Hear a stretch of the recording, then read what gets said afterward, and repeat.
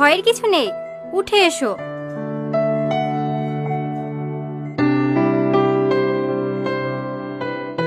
এটা কি হচ্ছে আপনার? ননদ।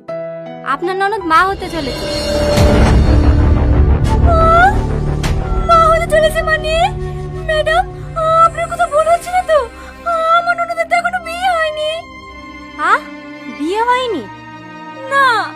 তাহলে আপনার ননদকে জিজ্ঞেস করুন, কোনো ছেলের সঙ্গে হয়তো অবৈধ সম্পর্ক আছে। আমার চেকআপে কোনো ভুল নাই।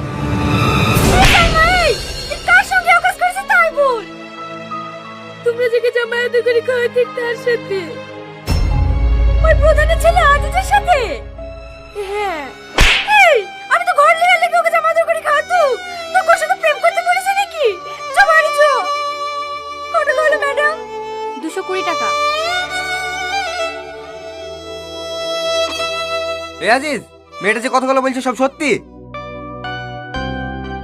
কিরা কথা বলছিনি যে? সত্যি।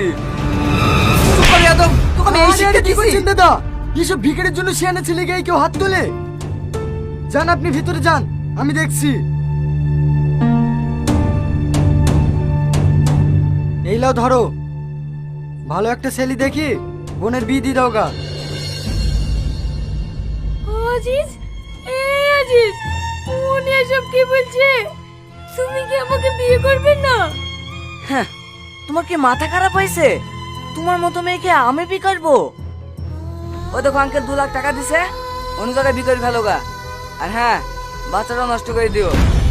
ছি ছি ছি, তুমি কি মানুষ? এই নিষ্পাপ বাচ্চাটাকে তুমি মেরে ফেলতে বলছো? তুমি না আমাকে বলেছিলে বাঁচলে দুজন একসাথে বাঁচবো, মরলে দুজন একসাথে মরবো। আজ কোথায় গেল তোমার সেই ভালোবাসা? ভালোবাসা? তোমার মতো ভালোবাসা প্রতি সপ্তাহে আমার একটা করে চেঞ্জ হয়। আঙ্কেল টাকা দিচ্ছে, নিতে চাইলে নাও, নাহলে বাড়ি থেকে বেরিয়ে যাও। বাহ, তোমার আসল রূপটা আজকে আমি দেখতে পেলাম। ভালো, খুব ভালো।